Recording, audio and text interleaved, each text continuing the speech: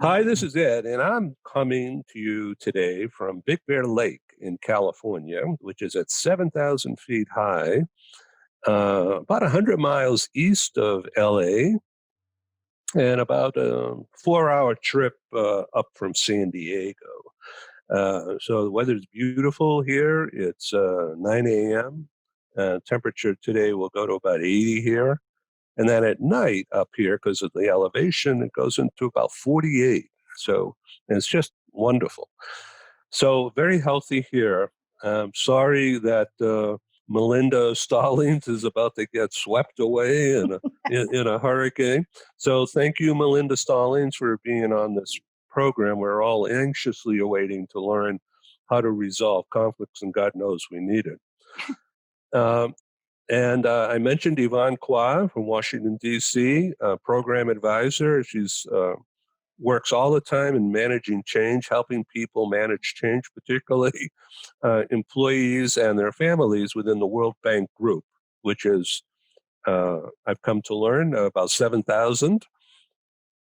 So, Yvonne, thank you again for being with us. Sandra, you're in Saudi Arabia. How long have you been there? You have to unmute. I've been here now for 5 years and a half. Oh boy! So you're used to the weather. I am actually. It's funny that you mentioned that. A friend of mine from Turkey, just walking 2 blocks, and I mean just walking through the hallway from one block to another to go to the gym. She was sweating. She was dripping, sweating, and she's only been here a year. And for me, it was just, walking. I arrive and I see her. She's dripping wet. And I'm like, what's wrong? She's like, it's the humidity. I can't handle it. And, then she brings up the idea, hey, I've only been here a year and weather. But yeah, it's extreme weather. So Sandra, you were frozen on camera, but we heard you perfectly, and now I see you smiling and nodding. So just to show you that the connection is okay again. And Joy, you're in Cape Town, or where are you? Yes, in Cape Town in South Africa, the beautiful mother city, Cape Town. Yeah, okay, great. And what time is it there right now? It's now 6:05 in the evening. Okay, so, yes, great. We're having a relatively pleasant winter's day. It's let me look at my phone. Yes, it's about 17. It's about 17 degrees at the moment. So it's a sunny day. We've had some good rains, and but all cool and calm in Cape Town. So we're going to be joined by several others that I'm not sure exactly when. So Melinda Stallings and I met online, and we've been following each other. And so she is a well-known speaker and trainer, and has been doing this kind of thing about solving problems for Fortune 1000 companies for a number of years. She's also an adjunct professor. Please correct me if I get it wrong. Adjunct professor involved with banking at LSU. And on the speaking circuit a lot. She has a broadcast. She's a new book out, which she's going to hold the cover up. I see it back there. And the doctor, the doggy likes it too. Sorry about that. That's my cheering crowd. Yeah, well, great. Okay, so let's go forward. This is not a webinar. It's a talk show, which means everybody can talk. But our leader, yes, Dougie. So our leader is Melinda Stallings, and she has written this book about positive conflict resolution. Hello, Mark Colo. Welcome from California. He'll tune in just a sec. Okay, so Melinda, tell us why there hasn't been more positive conflict resolution. I mean, we got this crazy stuff going on now in the U.S., never mind in the world. So it seems that from research that 60% or higher of Fortune 1000 executives don't have a plan, a system involved. Is that correct? to solve conflicts? That is correct, Ed. And where conflict is costing American businesses, just American businesses, according to Gallup, $359 billion, that's with a B, dollars per year. And it's the elephant in the room. And you are spot on when you said it seems like they don't have a plan. And that's really how this book came about. I have been teaching positive conflict resolution. It's a process that I developed for about 20 years now. And everyone knows the 5 modes of conflict: avoidance, withdrawal, compromise, collaboration, competition. But they didn't really have a way that they could address the conflict. So I did a lot of research and continued to work with individuals. And a lot of the research was actually qualitative. I've taught thousands of employees, managers, and leaders, because I believe everything begins at the top, how to effectively resolve conflict by having something that I call courageous conversations. Of course, there is a process that goes along with that. But what happens with those 61% of managers and leaders who say that they have never received any kind of conflict resolution training is that they don't know how to resolve conflict. The conflicts just fester. They show up in things like sabotage in teams, gossiping, backstabbing, things like calling in sick because people don't want to have to even get involved with the person or the situation that they're in. Also, stress creates a lot of physical and mental health problems. And so when you said that the gentleman that will be meeting later focuses on a spiritual component of conflict resolution, that's also an aspect that is addressed, because we're a whole person. And not only do we get in conflict situations at work, but also at home. And, we don't have a little door that we can shut that says, okay, I'm going to work now. And so my personal stuff stays at home. It comes with us too. So when we can learn how to separate, how to attend to that which is in the present moment, that which is in front of us, and to sometimes anticipate what's coming forth, because sometimes we have the beauty of preparing for a conflict situation that we're going to go into. And then sometimes it's just kind of hits us out of the blue. But the more that you practice a process, the easier it is for you to be able to resolve that conflict it's kind of like muscle memory. If you play tennis, it's muscle memory for your brain once you work through the process and you can use it. So companies that don't have a system, what do? They rely on HR for this or what? Yeah, so poor HR, and Yvonne, I bet you can relate to this. It's like we're going to the principal's office. We're grown-ups, but, when someone says, hey, we're going to send you to HR, it's like, oh, I got to go to HR. And that is not how we want to be perceived as HR professionals. I'm a SHRM senior certified professional and have been in the HR field for those same 20 years. And we work diligently to take care of the needs of our employees.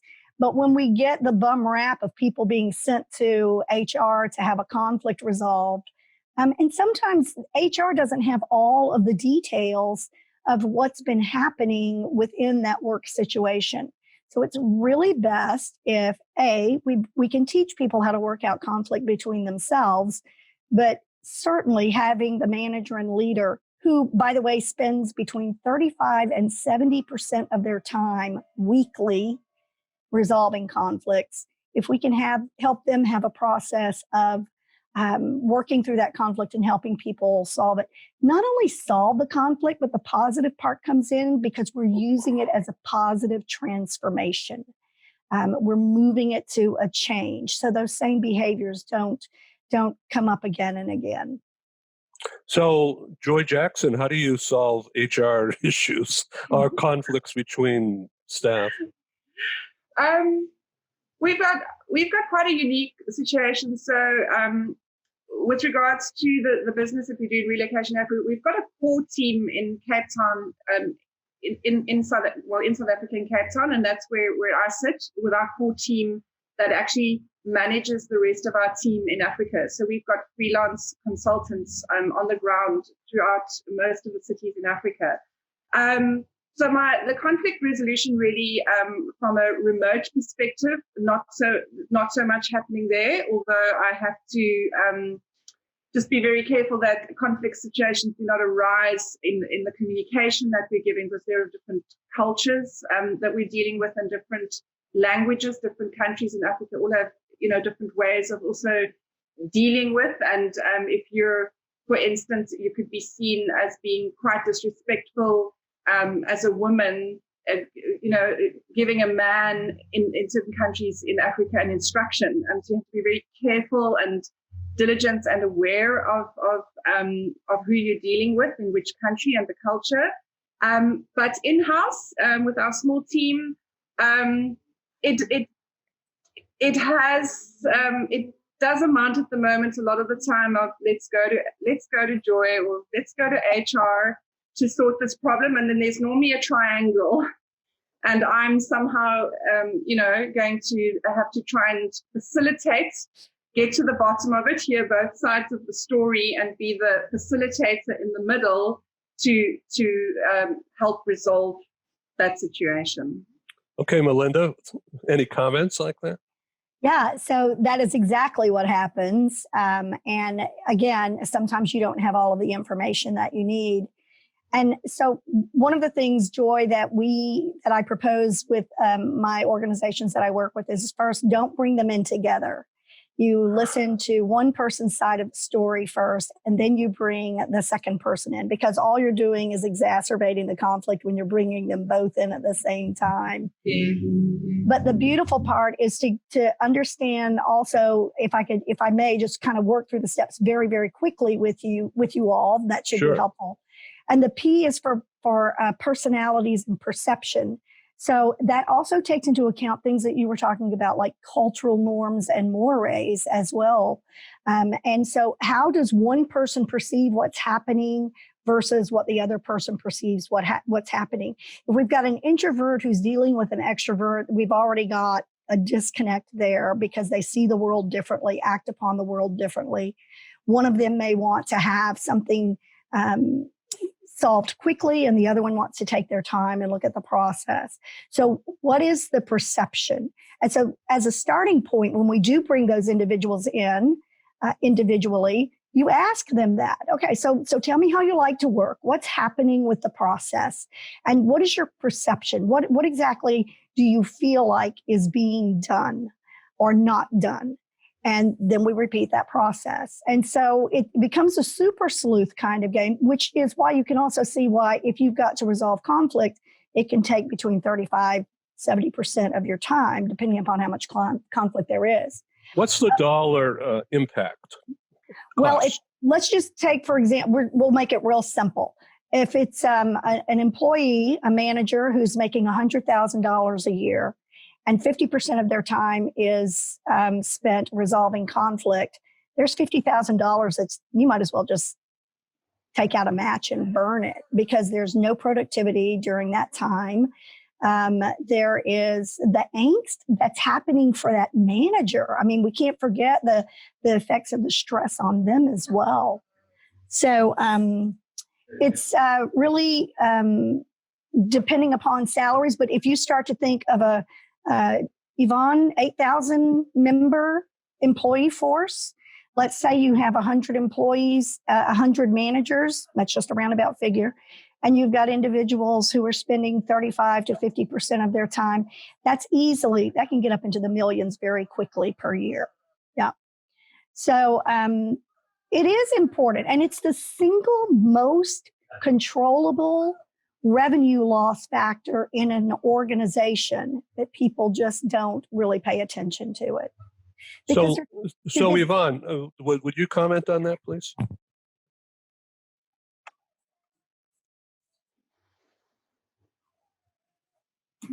I mean, I deal specifically with families, so I actually don't deal with the staff side. So I can't comment on the HR. So for us, our conflict is slightly different, because sometimes people come to us stressed but we only see one part of the conflict because sometimes the conflict is at home. Say for instance, I don't particularly want to be in DC because I had to give up my profession, my career to come here. So there is a conflict, but the conflict, they come to us with the presentation of the conflict. But we're not there to resolve the conflict because the person that they have conflict with is somewhere else.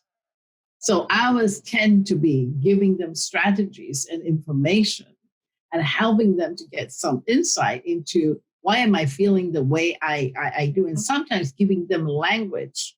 I think that often we don't have the language to actually understand how we feel and to contextualize, this is why I feel the way I do.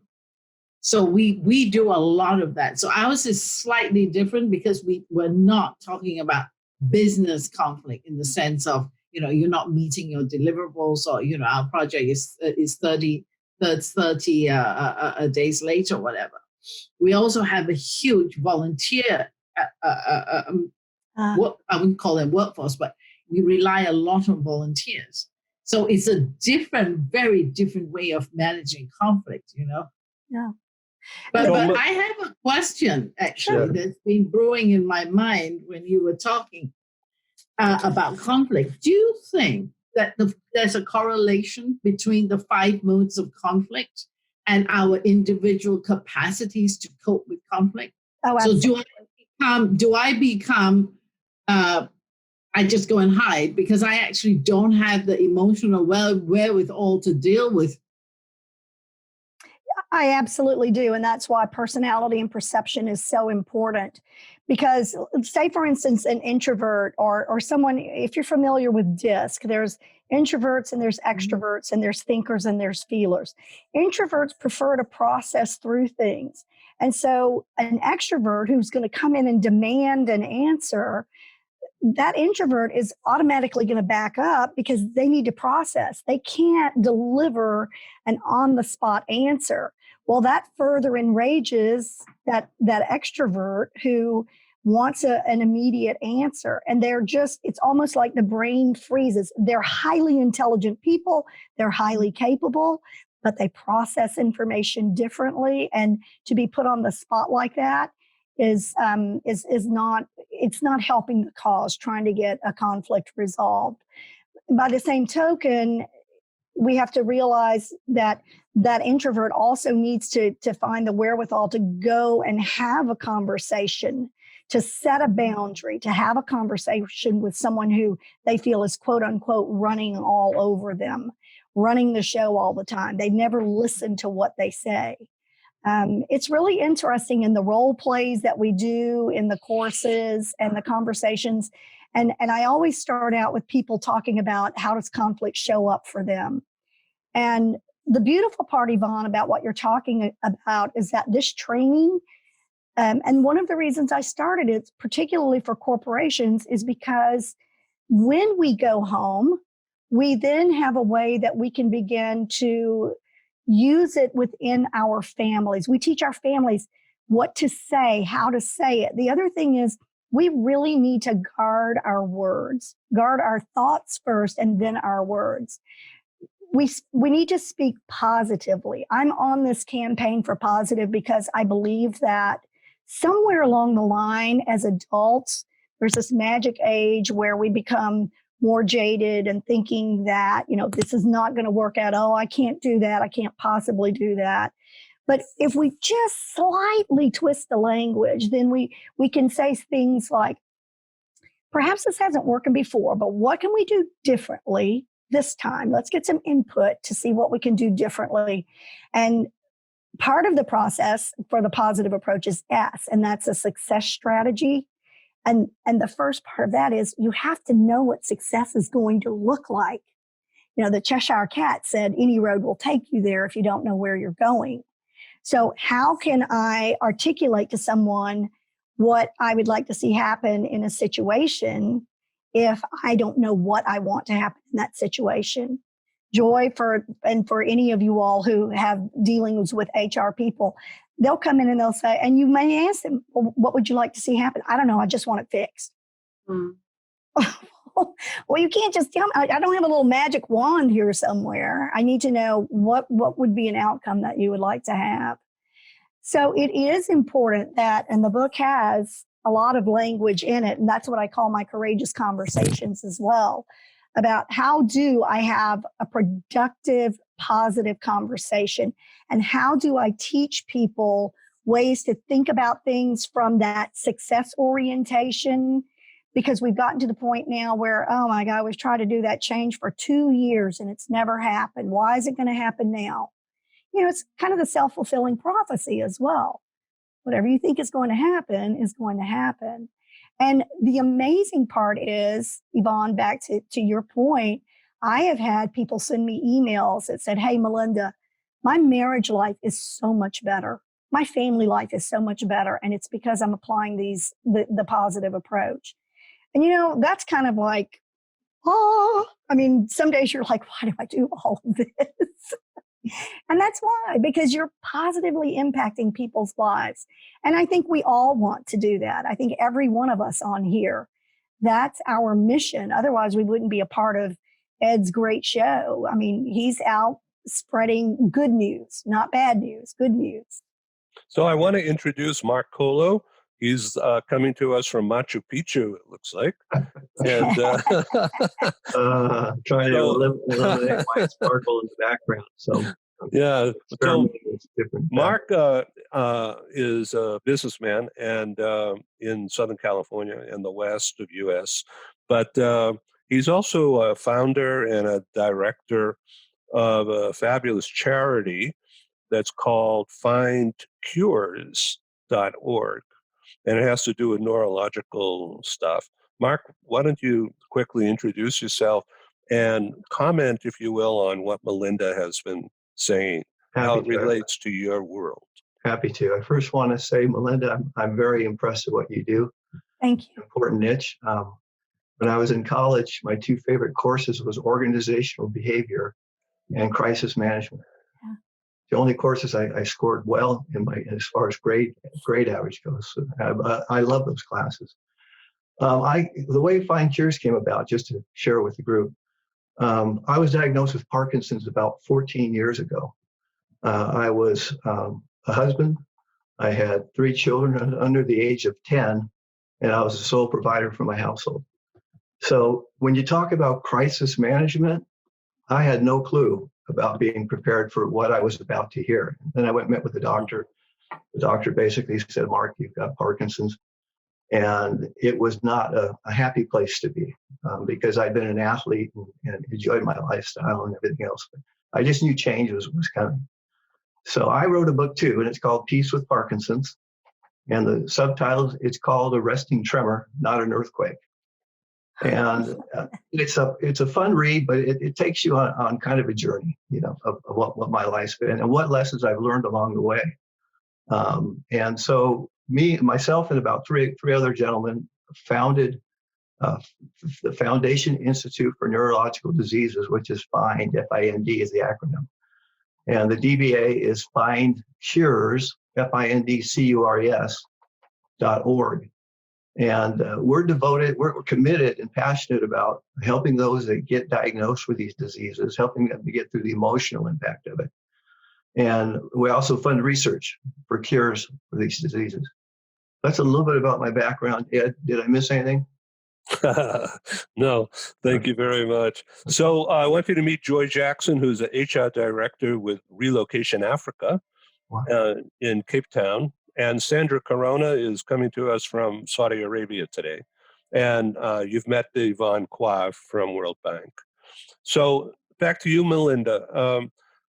So is conflict in companies that you know of, Fortune 1000 size, it's never really boss to underling. It's always people in the workforce, right? It's not up down. It's usually sideways, right? And that's not always true. Okay. unfortunately. And we would like to think that people are becoming more enlightened about leading through example, but there are still some of those autocrats that think that they have to lead with an iron fist. But I will say that I think is dissipating a bit. And I think the distinction is more that expectations have not been clearly set for anyone. I mean, the conflict arises as a person thinking that they know what they're supposed to do, and then they're not doing it right. So a lot of times a boss may give you something to do and they'll explain it rather quickly because it's something that they've done forever. And they may even preface it by saying, I see something in you and I want to help you grow. And then they say, I'll be back for it in 3 days. And they come back and they look at it and they say, well, that's not what I asked you to do. And the individual says, well, yeah, that is what you asked me to do, because their perception from the communication, which is where it all begins. I call communication the big C. The perception from the communication was based upon their construct of what that person wanted. And the other person had a totally different construct of, or maybe not totally different, but a different construct of what it was that they needed from that individual. So I do think that there are people, I do have employees that when they're in courses and they'll say, can we speak freely? And I always tell them it's in Vegas, whoever had the Vegas, I think Paul had the Vegas sign up, but we're in Vegas when we're in the course, because it has to be a place that you can feel trust and respect. By the way, the 3 things that people want most out of life is love, trust, and respect. If I trust you, I respect you. And if I respect you, I trust you. And from there, love follows. I got your back love, not necessarily romantic love. And when that trust or respect is violated, regardless of whether it's by a boss to an employee or whether it is coworkers, just think for yourself. How long does it take for you to trust someone? Well, there's a lot of answers to that. Some people go, oh, well, I trust immediately until you give me a reason not to trust you. And then other people say, well, I'll trust you, but it'll take me a little bit of time. But how long does it take for you to lose trust in someone? Most of us, it's just like that, right? And so then how long does it take for you to build that trust back? Sometimes you don't ever really get it back, because the less conscious is very powerful and it stores lots of bits of information. And what we learned in the neuroscience portion of it, Mark, I know that you'll appreciate this, is that it's just like a supercomputer. And so anytime we get into a situation, whether it's the way a person says something, the way they look at a person, the way that they posture themselves, the supercomputer starts searching for, what does this seem like? What frame of reference do I have here? And that's what it harkens back to.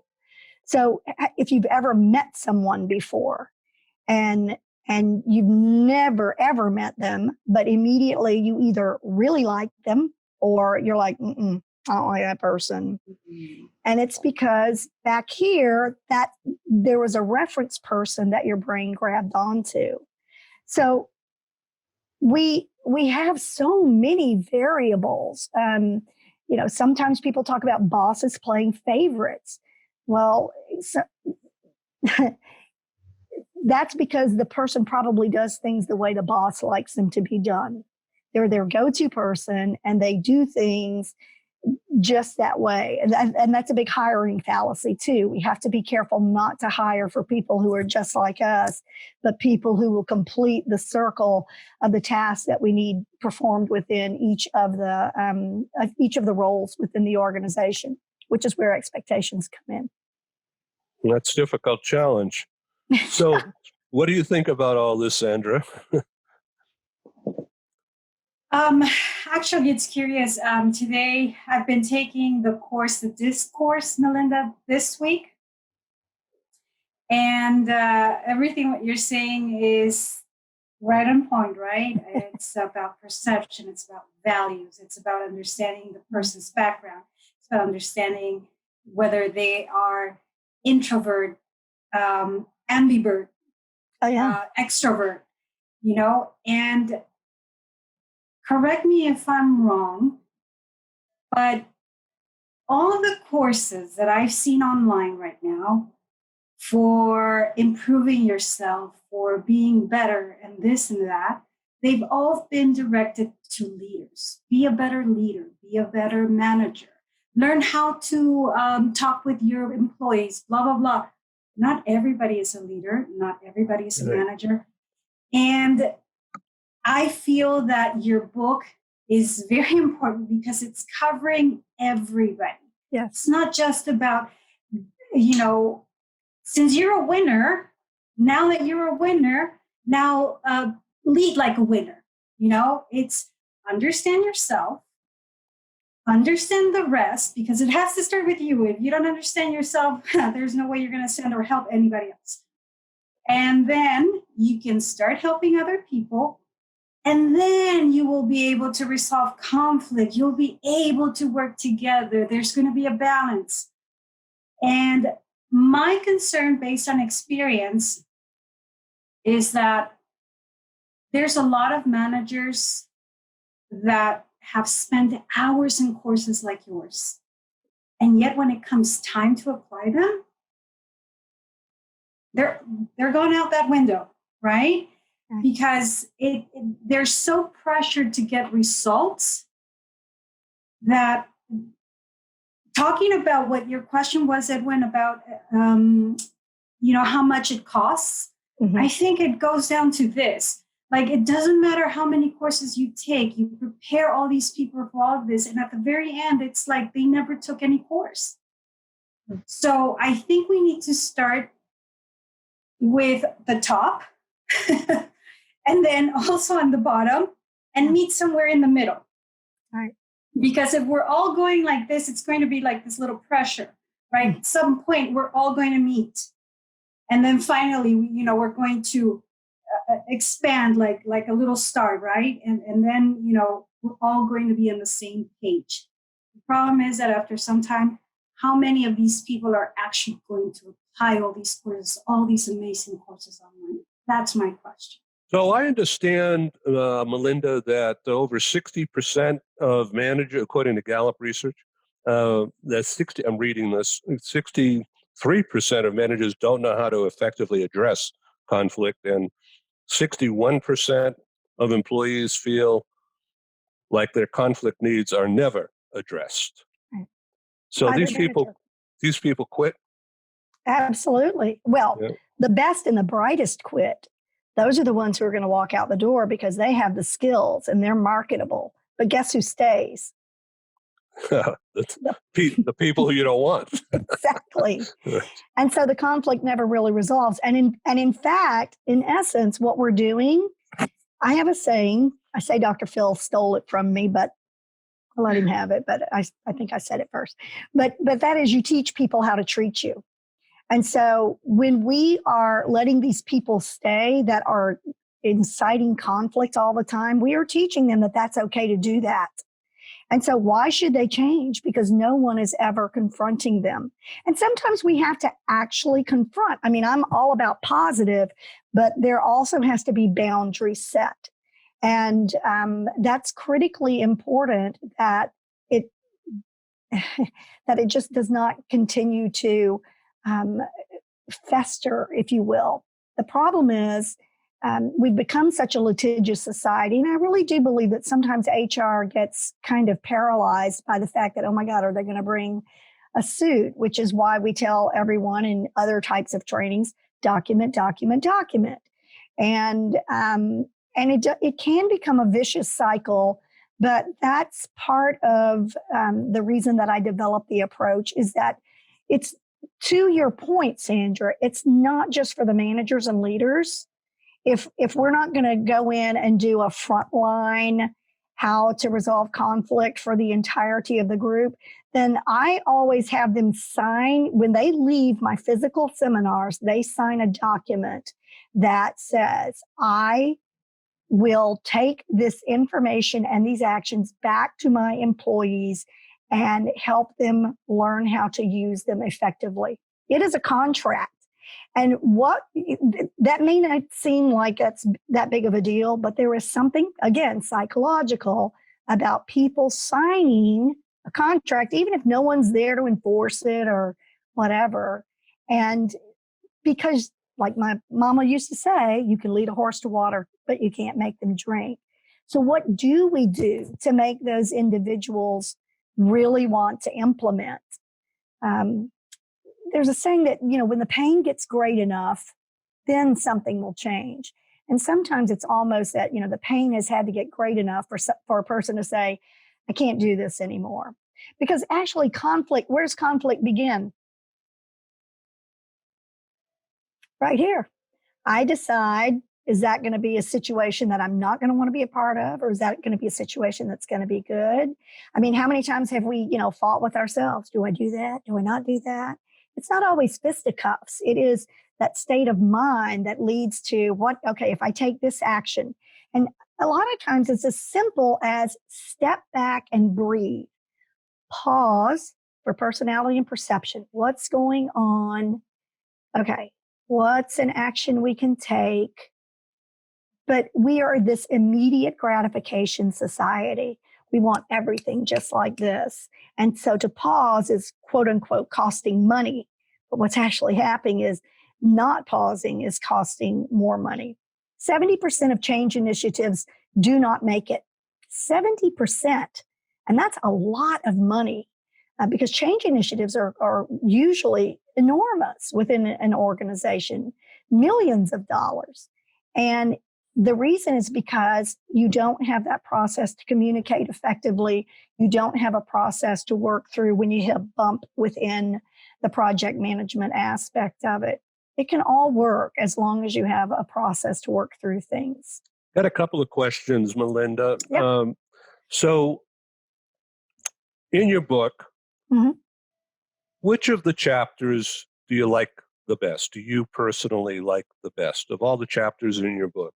And of course, which one? Wow, that's a great question. I think that the two most important, I really like the chapter for P, for personality and perception. And because there's also an awareness aspect there that people are walking around. We think people know what they're doing, or we think people know XYZ, and they don't. And they're not trying to jam you. They're just really not aware. So we talk about personality and perception. We talk about awareness and how that contributes to things. And we talk about how you got to be who you are. Someone earlier mentioned that. And so you really get to take a look and do a deep dive. There's always questions at the back of the chapter that help you to do a deep dive to think about, so what was my family life like? What was my religion? What was my socioeconomic? What was the 5 major factors that really shaped you who you are? Because your personality is formed by the time that you're 7 years of age. So what do you have control over in your life between the ages of 0 and 7? Not a lot, right? You're a sponge. Everybody's telling you wear that, don't wear that, say that, don't say that, act like that, don't act like that. So you become a product of how you get attention. If you perform, we've got funny ones. Well, that's how they got the attention that they needed, either from their parents or from the teachers. We have the overachievers. That's how they got their attention. We have the bullies. That's how they got their attention. So that's a really, really important chapter, I think, just for people. For me, I've seen light bulbs go off in that chapter because they've realized, oh, this person is just different from me.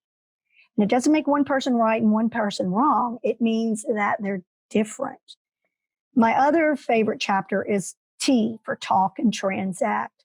And that's because nothing is going to change until you talk to the person or the group. Nothing is going to change until you have courageous conversations that will help a person understand, here's some actions that we need to take, and getting input from them.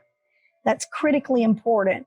Again, to Yvonne Sandra's point, people make decisions up here at this level, and a lot of times they don't go down to the front line, who is ultimately going to be impacted and who knows what's really going on, and get information so they can make really, really great decisions that has a chance of really being a positive transformational change for the organization. So Yvonne, does all this, so you manage change, so you deal with a lot. I'm not asking you to divulge any secrets, but is this right in line with what your experience is, especially now with COVID and VUCA environment?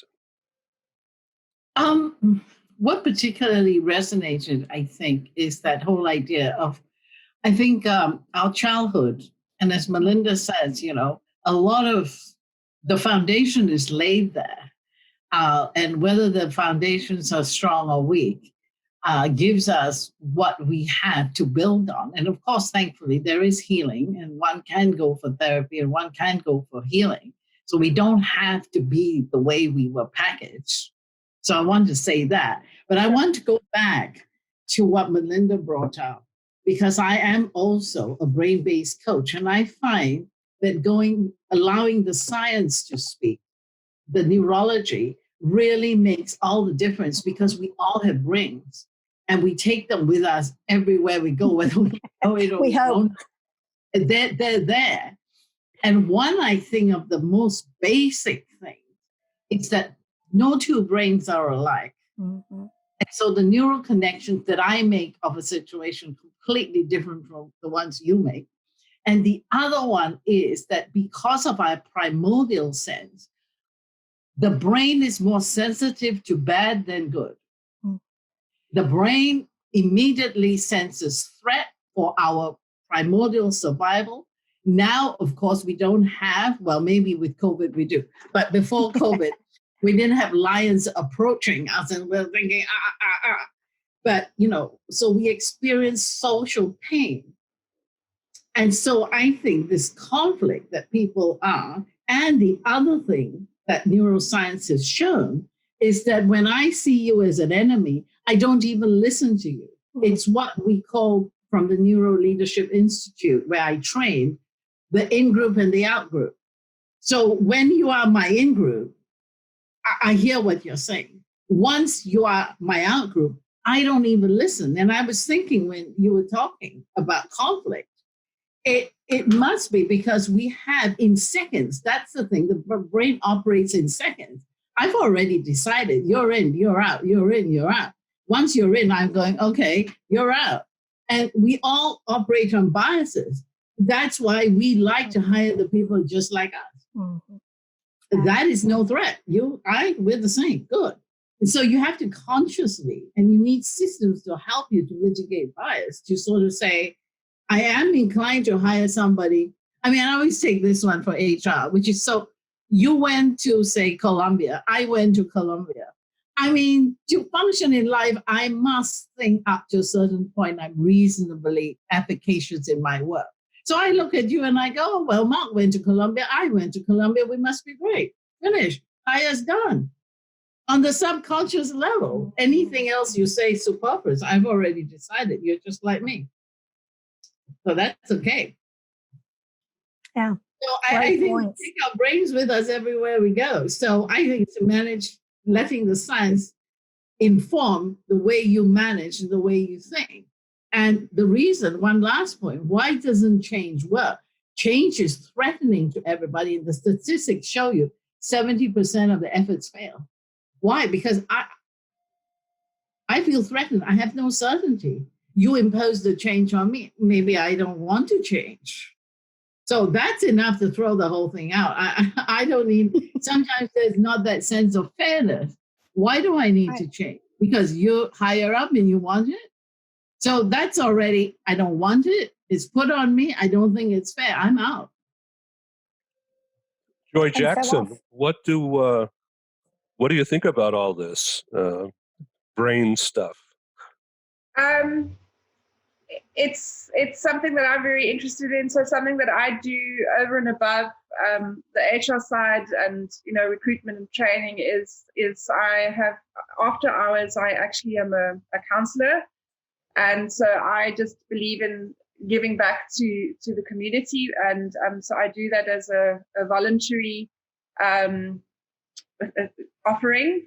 And so this is very much the space that I've been in, just dipping a little bit into psychology, how the brain works, what the triggers are, and very much just with change that we're going through right now. I mean, just COVID in itself is huge. I mean, normal change management in the company, as you were speaking about, Melinda, about the failings, that can happen there. But with you kind of sort of know when change is coming, or you anticipate it, or you're informed of it. I've just found, especially here in South Africa with COVID and our lockdown, I don't know if you're aware, but we've had one of the strictest lockdowns in the world. And there was a webinar I attended about 2 weeks ago where a gentleman was saying a lot of the time, you don't choose change, but you're aware of it. You know it's coming, and then you have some sort of way of how you're going to deal with this. All of us just didn't even have a chance. It just came, and we had to do things to change. And I'm seeing not just in the workplace, but just in my own network, there's a lot of struggle with this at the moment. At different ages, different people have been through different things, and suddenly all of this is not working well. It's not gelling well. It's causing panic. It's causing anxiousness and stress. And having to change things up in the working environment, especially with the kind of work that we do in at Relocation Africa, we've had to pivot quite quickly and change a lot of our services, or attempt to be able to keep the business going and to be able to deliver the service. And we've got a team that we have to pull alongside to try and get that to happen. So, yeah, this is not, I wouldn't say my happy space, but this is I'm very interested in this kind of topic, because this is where everything evolves from. It's with your people. Your business, your people in your business, that's your business. And you've got to have people operating optimally to be able to deliver what is required. But you also have to take each individual into account. And in a team, it's not easy. So, Melinda, when you teach at LSU, do you bring these topics in? Oh, sure. Yeah, I always, regardless of the course that I'm teaching, like even for the School of Banking, I always start with that personality and perception, because I think that's critically important in dealing with internal conflicts. Customers and external customers. Conflict. I think that the reason I started with the power of positive is because I was going to make it kind of like a chicken soup for the soul series, because the power of positive, this approach works for communication, strategy, customer service, succession planning. You can use the approach in anything. You just kind of change the construct. But what I found is that maybe outwardly people don't want to talk about conflict a lot, but when they have an opportunity to be in the course, everything comes out. And they really do want to talk about conflict and how they can better resolve it, because it's eating them up inside too. And so the correlation between conflict resolution and communication is huge. And basically, I could teach the course just on communication. I could teach anything about just communication and conflict resolution, and 99% of issues would be solved, because we're just not communicating correctly. And so we have conflict as a result. So this is not a political show, but with the national politics in the U.S. at the moment, there's no way to resolve what you're talking about, is there? We're back to Yvonne's really brilliant assertion that I either like you, you're one of me, or I don't like you, you're one of the others.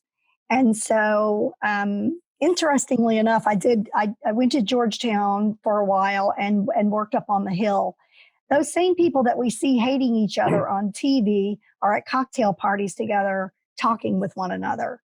And so, again, we've got the public perception, and then we've got the behind the scenes perceptions. But for the sake of their party, the two shall probably never meet. I mean, it's really, it's called bipartisan for a reason. You know, I mean, why do you even call it that? There's a label that just insinuates conflict all the way around. Yeah. Interesting. And So, yeah. can I say something? I think one of the most important things that we have to remember is that the U.S. loves drama. Yeah. The U.S. is used to this thing that we see all these reality shows. We're like, loving to see all these conflicts amongst all these people. And like Melinda was saying, it is very true because I've seen the pictures, I've seen it myself, where all of these people that are just throwing the shoes at each other in public behind the scenes, you're taking all these selfies and pictures and you're like, well, wait a second, what happened here? Yeah. Right? Nuts. And so, exactly. And so if you do not give the people what they want, then you will not have them engaged. And that's it. So until we learn to reduce that sense of conflict, of always being alarmed, because we're alarmists. Once we learn how to reduce that, I think the country will start going back to normal. At least that's my perception. That's how I feel. Yeah. And I think our amygdala is kind of on. It just doesn't even have a chance to really get back to normal right now between COVID and all of the repercussions of everything that's happening. We're all, to your point, Sandra, we're all just a little bit on edge. And that's where the spiritual aspect of conflict resolution comes in. You've got to believe in something bigger than yourself and really lean into that, knowing that this too shall pass. But, even that is a source of contention for a lot of people. Yeah. I mean, for what it's worth, it's not my country, but as from a brain perspective, I will say the strategy now is to exploit the in-group and the out-group. Mm-hmm. Smart. And that's where all the rhetoric is coming from. It's in-group, out-group. You're with me, you're against me. You can almost see it's a two-step dance. And in a sense, it will work because it's playing to our sense of threat, you see. Sure. So it will galvanize the group that you want to galvanize. So that's where this whole process comes in. And that is, remember when I first started off, I was talking about how we're trained to react, and positive conflict resolution trains you how to respond instead of react. You've got a process that you can work through. And the more you practice it, the easier it is. Somebody that might pop off to you, something at a party, well, we don't do those anymore, but in a conversation or whatever, that you would have otherwise had a reaction, the more that you practice this approach, the more it's like, oh, that's interesting. I'll have to think about that a minute. And boy, that's beautiful. I had a little Cajun grandmother, and she used to say, "Babe, nobody can get your goat if they don't know where you got it parked." And so if you don't show that, it's jamming you, then they're not going to keep throwing the barbs at you. And that's part of it, is just being the leader for yourself, being calm. The number one trait of an effective leader, number one, is the ability to remain calm and think about it.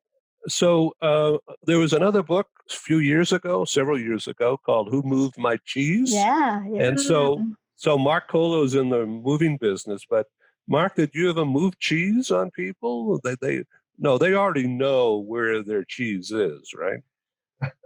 They know where the cupboard is. Yeah. Yeah, there you go. Yeah, they can get there quick. I just want to say also, it's easier, I think, for people to react than to act. I mean, to act takes more time. You have to put more work into it, find out, why am I wanting to react? And it's easier to go to reacting. The media is a scary place. It's another thought I had as you were speaking, because perception is reality to a lot of people. And just because you see it on the internet, or you see it on television, or you hear it on your radio, doesn't mean it's necessarily true. And one other thought I had is I've got 5 credos that I live by in my life, and I won't share them all, Ed, because we don't have time. But the first credo is the only constant is change. Mm-hmm. We need to learn to embrace it, because if you fight it, you're not going to get very far. Change just happens, and we have to embrace it. So, and I could go all day about talking about optimism versus pessimism. Mm-hmm. But you think about it, what it comes right down to is they're each doctrines. Each one is a doctrine. And people have some choice over which one they'll choose, but it takes a conscious effort to be able to address that. So those are just some thoughts that can pop in my mind. So, Melinda, conflict at work is the theme of this thing generally.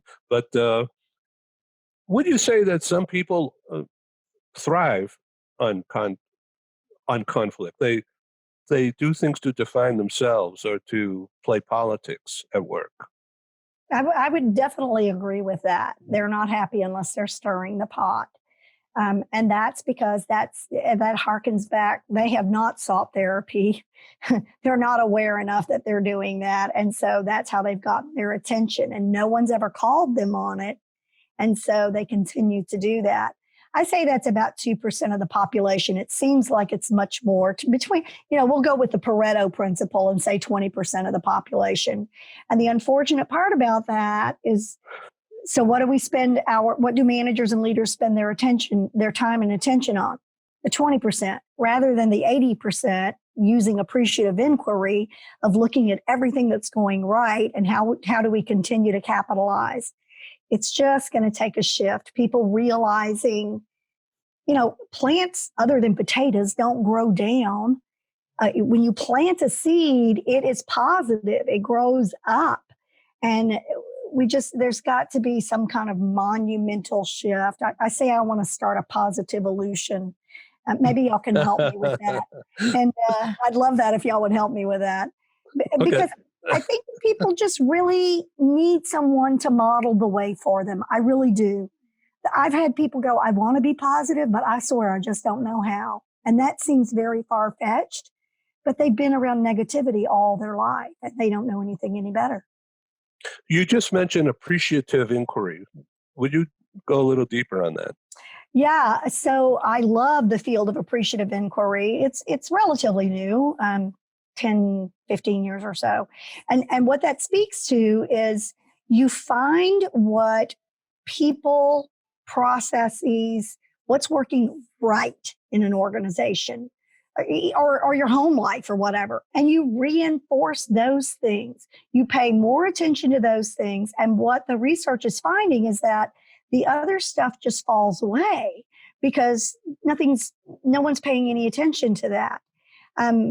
It's kind of like extinguishing a behavior, I guess. If you continue to praise someone for all the good things they do, then it doesn't bring any, there's no whammy to doing the bad things because they're getting the attention that they need. They're just getting it now in the positive way. Appreciative inquiry is really a great process, though, to use for strategy sessions. For succession planning, what are the great aspects of our leaders that we want to look for and have people emulate? And more to the point, what are those behavioral characteristics and dynamics that we can document and then train people on as well? Because not everybody knows how to be a leader. I mean, my train of thought is that inherently you may have some leadership quirks, but you have to learn how to be a really effective leader. And you have to, someone said this earlier, this conscious effort part, Mark, I think it was you, this conscious effort part, that's why things don't change because it takes effort. And people are like, no, just give me something. Just give it to me right now. And, I don't want to have to do anything for it. Not everybody. I don't want to overgeneralize. There are amazing people out there doing amazing things. And do you think that they're negatively focused or are they positively focused? They don't have time to be negative. They've got great things that they want to do. They want to positively impact the world. So they're thinking ever upwards, right? Consciously making the effort to use that appreciative inquiry to see what else can we do right. Yeah. So let's talk about your book as we come to a close here. So your book is going wide soon, isn't it? Yes, it is. So this is the paperback version. It's available on Amazon. But tomorrow, in honor of the show, I'm going to do a 99-cent special on Kindle. So if you have Kindle, certainly send out. Ed, I think maybe we can post something, and it'll have the link that you can get it. And I really would like to encourage you all to encourage other people that you work with to get it to, and just kind of start a book study. I really have just released this, and so one of the things that I'm thinking about doing, certainly open if you all get the book, can't really beat it for 99 cents. So Sandra Corona is starting a book club. She told me about last week. Nice. So how are you doing? And do you want to add this to it? Or? That would be lovely. If Melinda would love to talk with me, she has some time tomorrow or whenever you have some time. I would love to talk to you because this would be an amazing book to cover. Oh, thank you, Sandra. Yeah, I'd be delighted to do that. Yes, Thank you. Thank you. Very happy. Thank you. Yeah. So I'll tell you, this makes my talk show cool because making the connections, we could never do with you in Saudi Arabia and Melinda in the Bayou. Exactly. And Joy in Cape Town and Mark in California and Yvonne in DC area and me here in San Diego. So so Melinda Stallings, thank you. Thank you. Where will be your next live speaking engagement? Well, my keynotes have been all, it's not until 2021, unfortunately. So maybe something will open up, but at least it's positive because they are rebooking. They're not canceling, they're rebooking. So I don't know about live, lots of virtual things going on, but not soon enough for me because I am an extrovert. I love people and I really like to talk with people. And I'm about to go stir crazy here in my home. So I've got 2 little dogs, as you all heard, and that's about the extent of them talking to me. So, well, but please great. Connect with me on LinkedIn for those of you. Yvonne, I think I'm already connected with you because I saw you on another show and reached out, I think.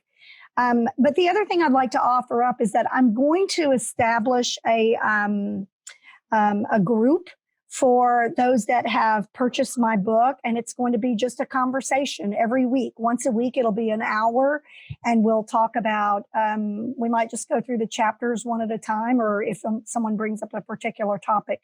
And I'm working on getting that established now. So please connect with me so I can let you all know about that, and you can join in, because I want to tell you how much I appreciate your input. That's really, really important for me to have esteemed leaders in the field contribute to and give me ideas about, other things that I can incorporate, either whether it's live or in future books, which I'm already working on another one. So I'm going to sign up and buy your book. And I want to encourage all you people out there in global TV land to Melinda Stallings on LinkedIn, and you'll see it all there. Yeah. Thank you. Joy Jackson, thanks very much for being involved. I've asked Renee to consider being involved with me in a series of Relocation Africa deep dives. So I know she's considering it. Wow. Yvonne, thank you very much. Will we see you tomorrow on the on Friday on the global thing? Hope so. And Sandra, see you there.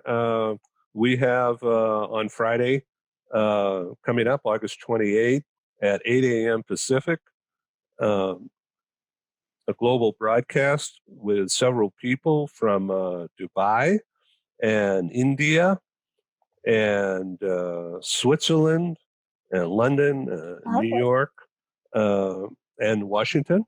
and who knows who else will join in. I think that gentleman from Turkey is going to be able to join us on that one. So and Melinda Stallings, I welcome you to come back someday. Just Thank you. join the conversation. Love that. And let's do another broadcast, say in a month or so, to talk about the chapters in the book that you wish you didn't write. Okay.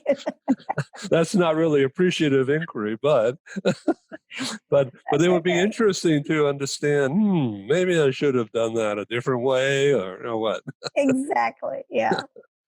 Okay. Hey, before we go, Mark, let me know how I can support your cause as well. I'd be delighted to work with you on something, because I'm sure that there's a lot of communication and conflict with either it's internal or external. So let me know how I can support you.